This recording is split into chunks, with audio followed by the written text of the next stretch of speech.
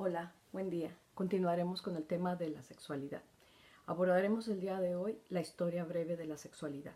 Y digo breve porque la sexualidad es un tema tan amplio que podría tomar una maestría o un doctorado. Es decir, podríamos pasar 5 años teniendo clases todos los días sobre la historia de la sexualidad y apenas nos alcanzaría el tiempo. Entonces lo que aquí vamos a hacer es una parte muy breve. Iremos por los momentos más importantes de la historia, los que han marcado las grandes diferencias entre lo que fue la sexualidad en tiempos prehistóricos hasta la sexualidad en la actualidad.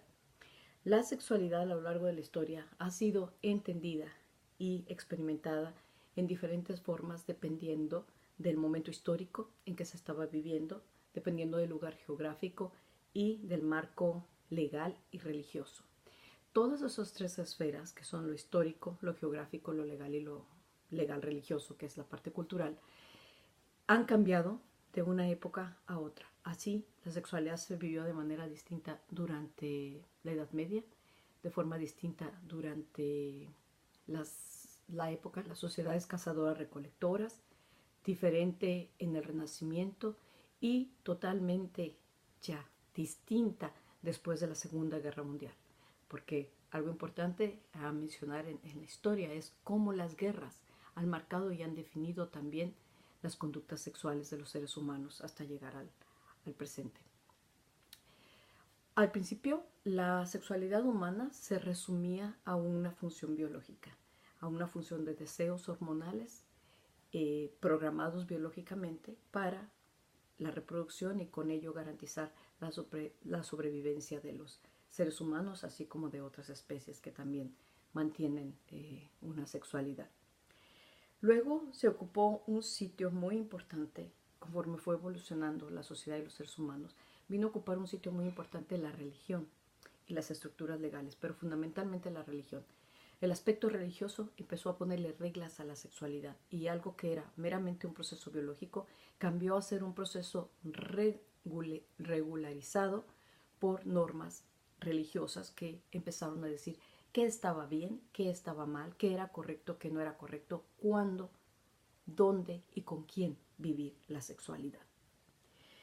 En la actualidad, bueno, más tarde, después de esta introducción de la religión para controlar las formas de ejercicio de la sexualidad, más tarde, esta misma cuestión religiosa empezó a ser tan castrante del acto sexual y de la forma de vivir la sexualidad que inició una persecución y hasta un castigo a diferentes formas de expresión de la sexualidad. Así llegamos hasta la actualidad, donde estamos viviendo, aunque ya no se hable tanto del tema, pero estamos viviendo la sexualidad en los tiempos del HIV. Entonces, la aparición del HIV en los años 70 vino a revolucionar otra vez, cuando ya mucha gente había dejado en paz la cuestión religiosa y decía, bueno, que la religión diga lo que quiera, yo con mi vida sexual soy libre de vivirla como yo me lo proponga.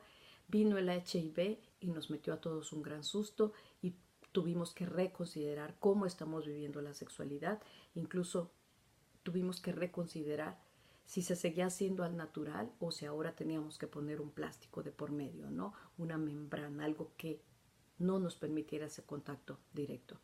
Y si nos vamos hasta la actualidad, sabemos, por ejemplo, que eso que entró con el temor del HIV y modificó las formas de la práctica sexual y de las vivencias de la sexualidad, pues en épocas modernas también ya hemos aprendido que es posible, si eres HIV positivo y has estado el tiempo adecuado en tratamiento, es posible mantener relaciones sexuales sin condones y no contagiar a la pareja.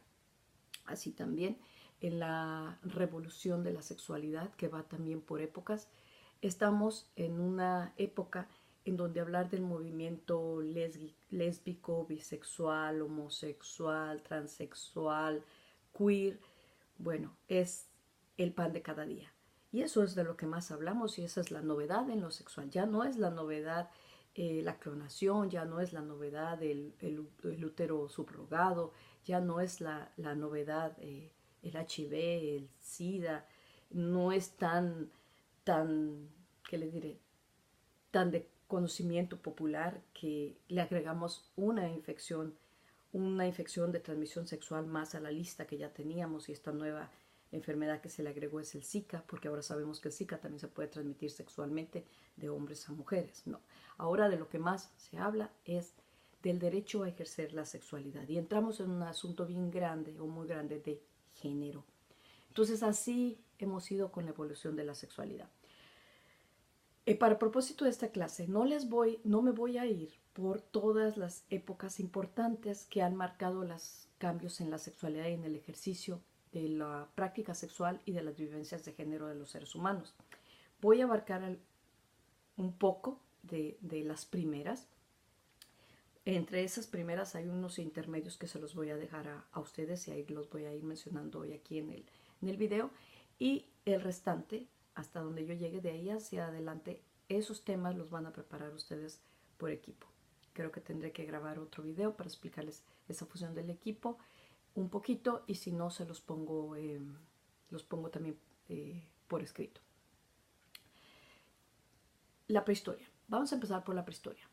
¿Qué evidencias tenemos sobre el ejercicio de la sexualidad en la prehistoria? Básicamente, lo que se sabe de la prehistoria es del año 1000 a.C. hacia acá. Atrás del año 1000 a.C. no tenemos evidencias para hablar de cómo se vivía la sexualidad, si se registraba en alguna forma. Son algunas pinturas de lo que se llaman las pinturas rupestres, y antes de las pinturas rupestres hay una figurita, es una figurita de piedra tallada que se llama la Venus de Willendorf, la Venus de Willendorf. Esta figurita es el registro más antiguo que se tiene sobre cómo el ser humano ya se ocupaba de registrar en formas físicas la sexualidad. Es una figurita que muestra los senos, es una figura femenina, es una figura que la han definido los historiadores de antropología y quienes estudian la sexualidad a través de los años. La han definido como una figura inclusive erótica.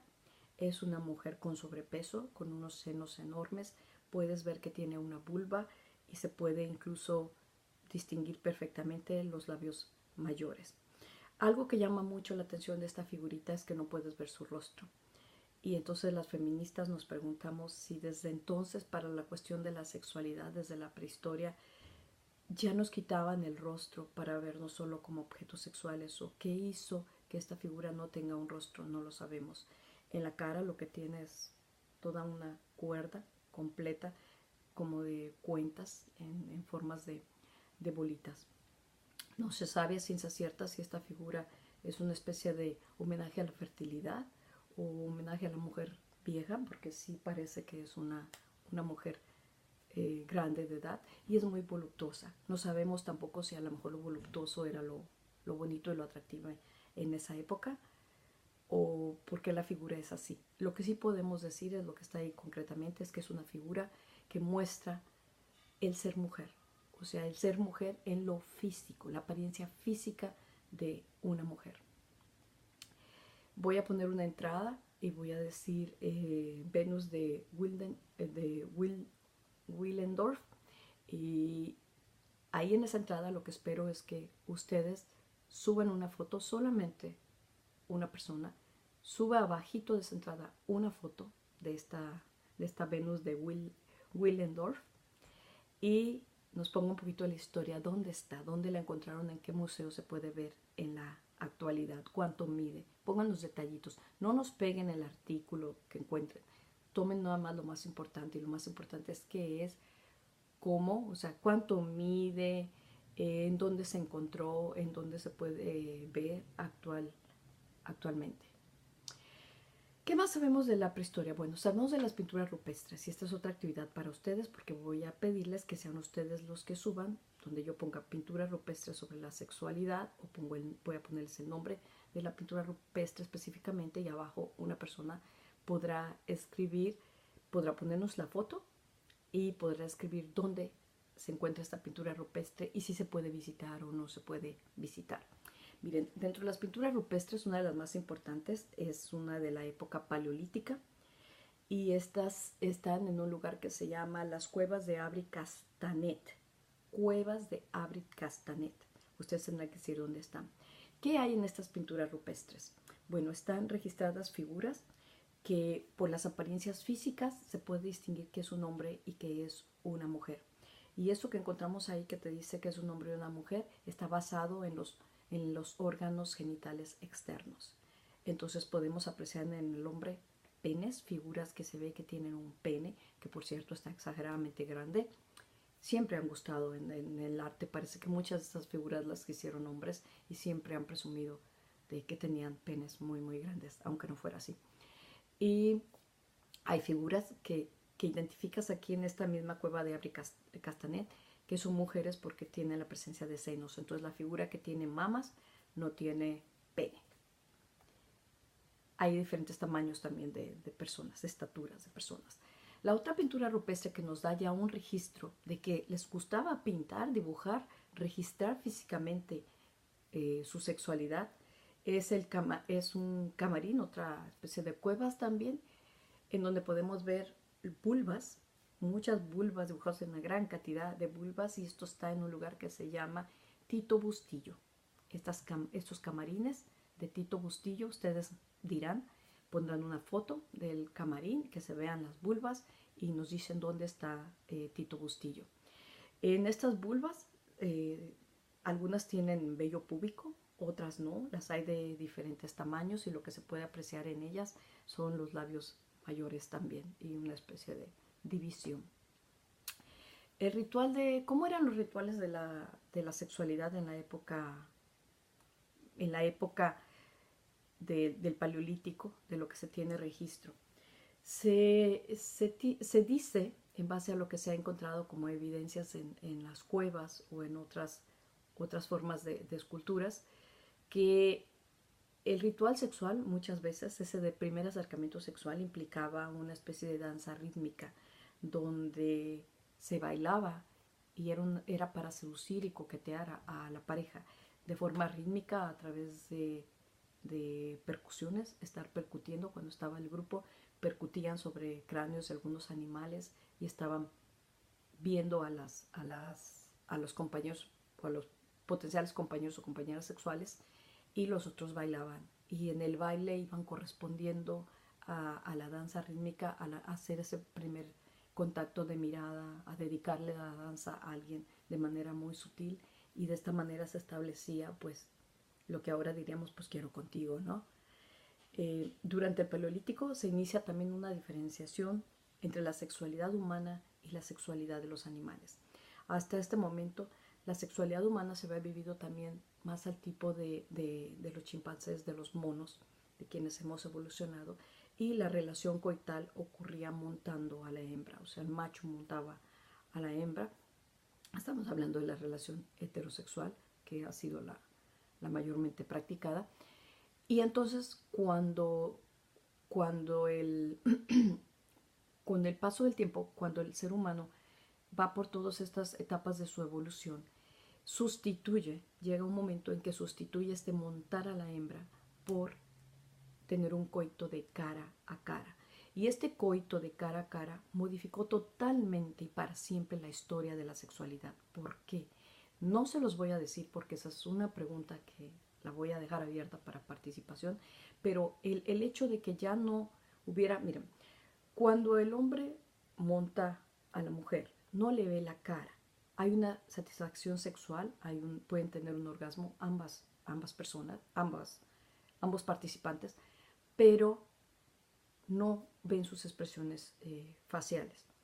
Cuando empiezan a tener un coito, ya más del tradicional ahora también de la posición del monje, que es el hombre encima de la mujer, y la variedad más moderna, la mujer encima del hombre, cualquiera de las que implique que se vean de rostro a rostro, esto cambia la historia de la sexualidad porque le va a agregar un elemento muy importante que no se tiene registro de que existiera antes, y ese elemento lo van a decir ustedes. Durante el Paleolítico les digo, lo importante es que ocurre lo que se llama el coito frente a frente, y esto cambia todo lo demás. Con la evolución de las sociedades cazadoras a las sociedades recolectoras, y después de las cazadoras recolectoras cambian a hacerse una sociedad sedentaria, porque cuando se es una sociedad cazadora, recolectora fundamentalmente, son nómadas y los pueblos se cambian y mueven constantemente de un lugar a otro. Cuando se termina la comida, cuando se termina el agua, cuando viene una estación del año más difícil, se mueven a lugares donde pueden encontrar los elementos que necesitan para su sobrevivencia. Pero cuando se vuelven sedentarios, esto ocurre por un aspecto histórico fundamental que hace que los seres humanos se vuelvan sedentarios, y esto es la agricultura. La agricultura hizo que los seres humanos ya no tuvieran la necesidad de andarse yendo de un lugar a otro.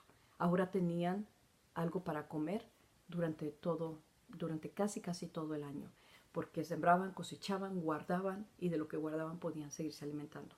El tener granos y el producir granos y alimentos en grandes cantidades les permitió también domesticar animales. Entonces, cuando no podían comer de la agricultura, comían de la leche o de sus animales, o sus animales podían salir a pastear sin necesidad de que tuvieran que tener los seres humanos algo para alimentarlos. O sea que el animal también de alguna manera seguía siendo autosuficiente. El establecimiento de la agricultura el establecimiento de la agricultura vuelve a los pueblos sedentarios. Cuando los pueblos se hacen sedentarios, las personas tienen más tiempo libre, tienen más tiempo para convivir en pareja y para convivir con los hijos y con la familia. Algo que la agricultura hace por la sexualidad humana es le da más tiempo libre, y por lo tanto, si tiene más tiempo libre, piensa más en sexo, practica más el sexo también. Y aparte de eso, tiene una propiedad privada. Al tener una propiedad privada con agricultura, antes, cuando eran cazadores recolectores, no existe la propiedad privada. Todo es de todos y todo se puede conseguir gratis para todos. Si trabajas, por supuesto. Si vas y te buscas el mamut, si vas y recolectas las hierbas, los camotes que vas a comer. Pero hay para todos. Con la agricultura ya no es para todos. Esta es la tierra que yo trabajé, este es mi grano, esta es mi cosecha, esto es mío. Y si esto es mío, es de quién más, de mi familia. Esto hace, el sedentarismo de la agricultura, hace que el hombre, fundamentalmente, el hombre sienta que la mujer también es su propiedad privada. Y al hacer de la mujer su propiedad privada, no es porque quiera solo a la mujer de propiedad privada, sino porque la mujer tiene hijos, y porque a la hora de tener una propiedad privada quiere garantizar a quién le va a dejar esto que tiene de sus beneficios económicos. Entonces necesita tener herederos. Y esto cambia la historia de la sexualidad. Ya no es andar con todos y por todos, y los hijos no son de nadie y son de todos a la vez. Aquí ya hay una propiedad de estos son mis hijos, a estos les heredo. Estos son mis hijos, estos me ayudan. No le voy a dejar de lo que yo hago a alguien que no sea mi consanguíneo directo. Y cambia, por supuesto, la forma de comunicarse sexualmente también con una pareja, porque ya se tiene una pareja y entonces ya se cuida más de que esa pareja pueda garantizar que los hijos van a ser de este hombre y no de cualquier otro. Y ese es el origen también del matrimonio. El matrimonio es una creación de los hombres, no de las mujeres, y lo crearon en aquella época, en los primeros matrimonios que hubo, lo crearon para garantizar que los hijos de esa mujer eran consanguíneos de ese hombre, como que si se pudiera. Sabemos que puedes estar casado y tus hijos pueden ser de otro hombre y no del hombre con el que te casaste, pero por mucho tiempo y por la cuestión religiosa se creyó que casándote, especialmente casándote religiosamente, era una manera de garantizar que tus hijos eran hijos de tu esposo y no de otro hombre. Y con eso garantizaban también a quién le pasaban la herencia.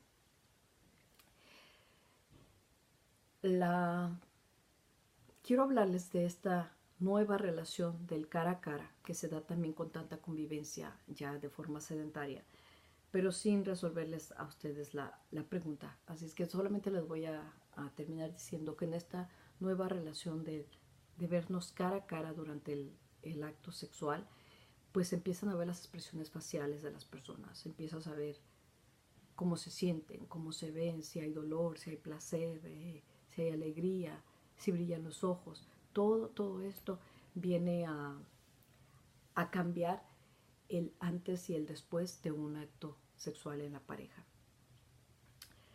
Eso es lo único que tengo que mencionarles como más trascendente e importante de la época prehispánica.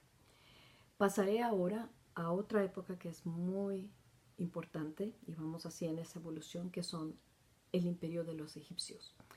Los egipcios hicieron dos cosas, hay tres factores muy importantes en la sexualidad de los egipcios.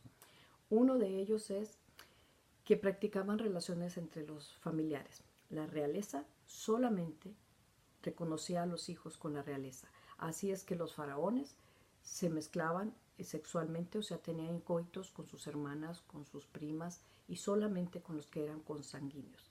Si hubieran seguido por muchísimos años, habrían terminado extinguiéndose por la cuestión del incesto que practicaban.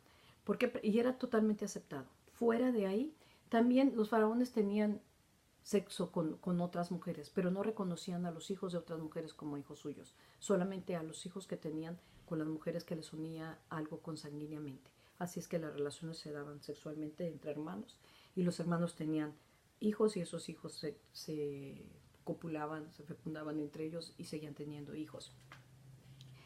¿Por qué era esto? Porque creían que eran descendientes directos de los dioses. Entonces los dioses no van a andar ahí embarazando a plebeyos que no son descendientes de los dioses. Ellos como dioses solo embarazaban a otros descendientes de los dioses y por eso solo reconocían a esos hijos. Ese es un aspecto importante a considerar. O sea, quiero que recuerden que los egipcios practicaban el incesto en las altas jerarquías. Que a los egipcios les debemos, especialmente a Cleopatra, le debemos la fama de una práctica que se llama la felación y de una actividad muy específica que se llamaban las felatrices. Las felatrices eran esta séquito de mujeres que trabajaban para Cleopatra en unas especies de burdeles o de lugares donde se practicaba el sexo por cobro y tenían fama en todos los territorios vecinos. Hasta Roma llegaba su fama también, Grecia, de que si ibas a Egipto podías buscar el servicio de las mujeres felatrices. ¿Qué eran las mujeres felatrices? Las mujeres felatrices viene de felación. Y felación es el acto de tener acto sexual, boca, pene. Y aquí quien lo realizaba eran las mujeres, pero la felación se da igual con los hombres. Lo que pasaba era que las mujeres cobraban por darle placer sexual a los hombres a través de hacerles sexo oral. Y se sabe que la gran felatriz de la historia fue y ha sido Cleopatra. Al parecer, sus capacidades para provocar placer sexual a través del sexo oral que proporcionaba a los hombres, que era boca-pene, la hizo tan famosa y tan popular que todo el mundo lo sabía y todo el mundo pagaba lo que fuera por tener una felación con Cleopatra, pero no era para cualquiera también. La tercera aportación muy importante de los egipcios al mundo fue en el área de los anticonceptivos. ¿Qué pasó con el área de los anticonceptivos? Bueno, usaban desde hierbas para hacerse lavados vaginales y lo que estaban buscando las mujeres era acidificar, no lo sabían en esa época, pero lo que hacían era que acidificaban el pH de la vagina y esto destruía los espermatozoides o disminuía su posibilidad de embarazo para las mujeres. Y uno de los métodos anticonceptivos muy populares de esa época, no van a imaginar qué es, pero era el excremento de los cocodrilos. Como saben, el río Nilo pasa por Egipto y fue importantísimo en la época del Imperio egipcio. Todo el mundo navegaba por el río Nilo y a orillas del río Nilo, todavía en la actualidad afortunadamente, hay muchos cocodrilos. Entonces el excremento de los cocodrilos es altamente ácido. Las mujeres iban a las orillas del Nilo, recolectaban el excremento del cocodrilo y se lo metían a la vagina inmediatamente después de que tenían una relación sexual. Algunas incluso se lo ponían antes de la relación sexual y ya se imaginarán pues que esto en algunas mujeres y en algunos hombres también provocaba infecciones. Seguramente muchos morían por infección, pero al parecer no era tan común porque se volvió un método muy utilizado y muy popular en los egipcios. Usaban también, hay otras hierbas que utilizaban para esto de la anticoncepción. Creo que hay una que se llama estoy tratando de recordar, la acacia. La acacia era un elemento natural con lo que se hacían también lavados.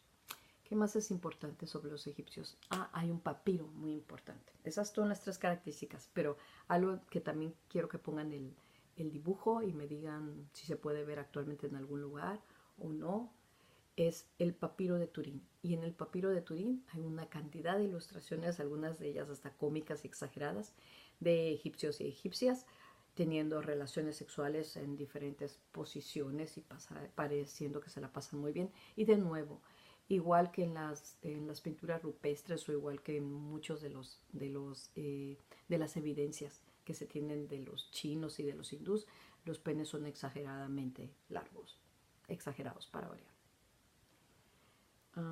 Dejen ver si recuerdo.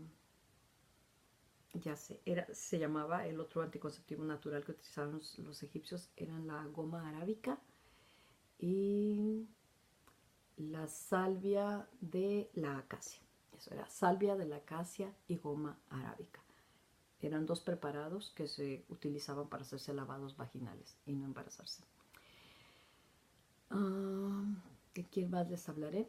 De griegos y romanos les voy a poner unos videos que van a ver y va a haber preguntas para ver estos dos imperios. Entonces me voy a pasar al último que quiero cubrir yo, que sería China. ¿Qué sabemos de China en la historia? Bueno, estoy pensando si también la India, pero vamos a ver por ahora China. ¿Qué sabemos de la China en la historia? Sabemos que clasificaban, han oído de esto del yin y del yang, el bien y el mal, el blanco y el negro, los contrastes y el complemento, ¿no? Pues bueno, mujer y hombre eran yin y yang, eh, la lubricación vaginal y el semen del hombre también representaban, uno era yin y otro era yang, y todo esto daba la armonía de la sexualidad. Todas las secreciones y los fluidos del útero y de la vulva de la mujer constituían la esencia del yin, o sea que la mujer era yin, el hombre era yang. Entonces todos estos fluidos, todo lo que es la secreción y la humedad vaginal era el yin. Y esto le permitía al semen poder entrar y crear un condón. Entonces el yang estaba representado por el semen masculino. No puede ser de otro, pero por el semen, perdón. Pero el yin y el yang no tenían la misma importancia en la relación sexual. El yang era mucho más importante porque consideraban que necesitaban de esta lubricación femenina para facilitar el camino al yang, pero el yang era considerado, o sea, el líquido seminal era considerado un líquido de oro, era muy preciado. Como es un poco color, tiende más al amarillito, pensaban que tenía oro entre sus componentes y que como tenía oro no era algo que podías andar desperdiciando. Esto te lleva a qué conclusión. Si no podías andar desperdiciando el semen, ¿qué práctica puedes concluir o puedes llegar a la lógica de que no se realizaba entre los chinos porque era la peor tontería que podían hacer? ¿Se te ocurre? Bueno, espero que ya se les haya ocurrido. Ahí va la respuesta. La masturbación. Los chinos no se masturbaban, porque si se masturbaban iban a tirar el yang. Y si el yang tenía oro, ¿cómo podías andar tirando el oro? El oro era para depositarlo en la vagina, se mezclara con el yin y produjera nuevos o creara nuevos seres humanos. Así es que algo que sabemos de los chinos durante la época de sus primeros imperios es que no practicaban la masturbación porque era un desperdicio del yang. Las relaciones sexuales entre ellos eran cara a cara. El contacto sexual cumplía con un doble objetivo entre los chinos. Por una parte tenía la finalidad de la concepción, como fue también para todas las culturas anteriores a ellos, y por el otro tenía el papel universal de crear familias. Entonces decían, estamos fecundando y esto nos permite dar este orden y perpetuar la familia. Y acuérdense que también eran dinastías donde un solo rey tenía todas estas concubinas y las procreaba con todas y tenía muchos hijos y tenía el enorme palacio. Y si no, lo pueden ver en algunas películas como El último emperador, para que vean cuántas mujeres podía tener y cuántos hijos tenía cada uno de los emperadores. En segundo lugar, el acto sexual era la oportunidad de fortalecer la vitalidad masculina a través de la absorción de la esencia de la mujer, o sea, a través de la absorción del yin. Y esto beneficiaba activamente su naturaleza por el yin latente. Creían los chinos que el yin, que el yang de ellos necesitaba del yin para seguirse produciendo también. Entonces buscaban mucho, por eso también la relación sexual. Y era una manera de fortalecerse.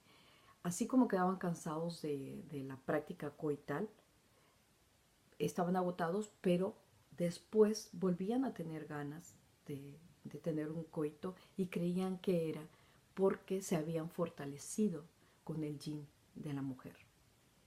Eso hizo que fueran altamente valoradas las mujeres en el aspecto sexual. El coito era considerado una parte del orden natural y la práctica del mismo debía ser sagrado entre el hombre y la mujer. Y como era sagrado, esto hacía que se llevara en la privacidad, algo que lo diferenciaba del sexo entre los egipcios. Entre los egipcios, por ejemplo, era totalmente aceptable y bien visto que los niños vieran a sus padres teniendo coito.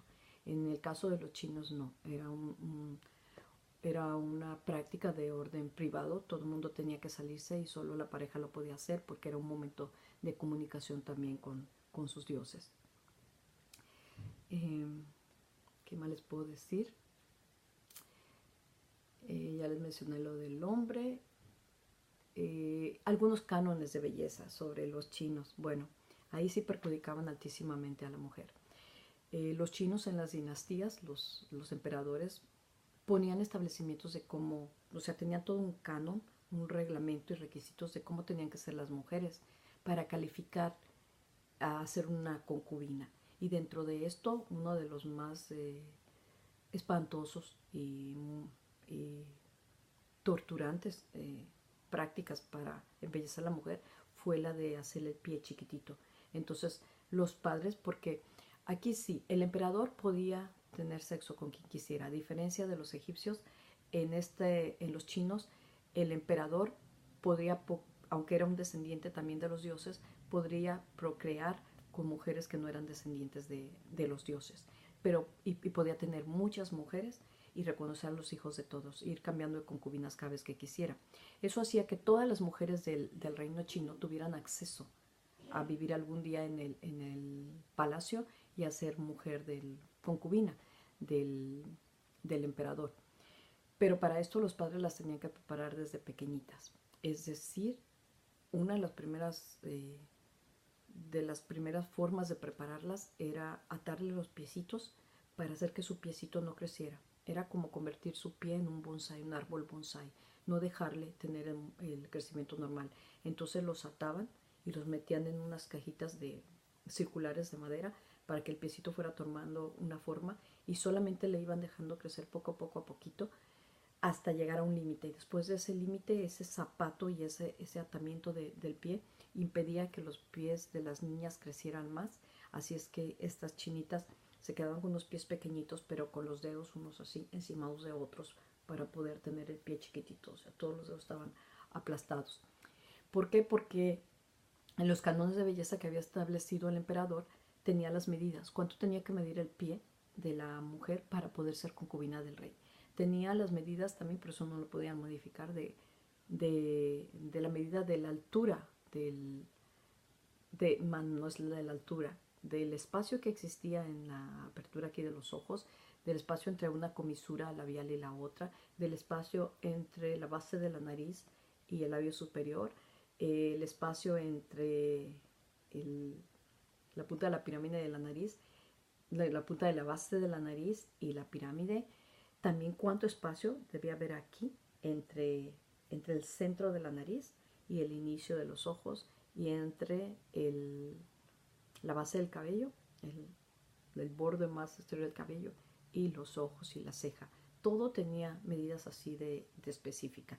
Así que cuando algunos padres querían llevar a sus hijas para ver si podían ser concubinas, es porque ya las habían medido perfectamente y todas las que daban las medidas, que por supuesto eran unas bellezas, todas las que daban las medidas, había épocas del año en que se abría el palacio para que trajeran nuevas niñas. Y las llevaban como de 11, 12 años, las llevaban ahí venía el emperador, todas cumplían los cánones, pero por supuesto no todas se quedaban, tampoco el hombre tenía fuerza para tantas, no todas se quedaban, pero las iba escogiendo, las iba viendo y decía tú sí, tú sí, tú sí, y ya escogía unas 15 y eran las nuevas concubinas, más todas las concubinas que ya tenían el palacio, pero con las cuales ya no tenía mucha relación sexual, ya no tenía coitos, excepto con algunas de las que estuviera muy enamorado, y las nuevas concubinas para el acto sexual eran las jovencitas. Y así, cada año los padres iban llevando a sus niñas y a sus niñas para ver si lograban el gran privilegio de volverse concubinas del emperador. Y de ahí podríamos contar muchas historias, después podemos pasar al Japón, pero eso se los voy a dejar. Aparte, sobre las geishas y la historia de las geishas y la importancia de las geishas en la vida sexual. Solo esto voy a hablarles para que vean de qué manera les resumo, es un ejemplo de qué manera les resumo la historia de la sexualidad en épocas que abarcaba mucho más que eso, pero esos son los aspectos importantes y trascendentes que nos pueden ayudar a explicarnos por qué estas culturas practican la sexualidad de forma diferente o en cierto modo en la actualidad, o por qué evolucionaron y cambiaron tanto, y qué aprendimos de ellos y qué nos han ido dejando, porque tanto China como Egipcio tuvieron relaciones con otras culturas y también se aprendieron de unas de las otras. China entró en un periodo de encierro muy grande con la construcción de la muralla china, y ahí sí se encerró y siguieron ellos con sus cambios, pero el mundo no sabía de ellos. Pero ahora sí sabemos mucho de lo que hacían. Y ahora ni se diga, los chinos son, son bastión en la modernidad. Pero habría que ver cómo se vive la sexualidad en la China actual. Y la sexualidad en el Japón, que por las semejanzas orientales que puede ser, que son semejanzas, no son iguales los chinos que los japoneses en la mayoría de los sentidos. Eso es algo de las tareas que les va a tocar hacer a ustedes por equipos. Entonces, por equipos, yo les voy a asignar quiénes serán los miembros. Ustedes van a hacer sus videos y van a hablarnos de Japón, de Babilonia, de los aztecas, de los incas, de los mayas, del Renacimiento, de la Edad Media, de la Primera Guerra Mundial, la Segunda Guerra Mundial, la época moderna, el cibersexo y todo esto que es el puritanismo y la época victoriana. Me estaba olvidando de esa parte. Y importantísimo, de la India y el Kama Sutra. Bueno, los dejo hasta ahí para que vayan teniendo algo con que entretenerse. Muchas gracias.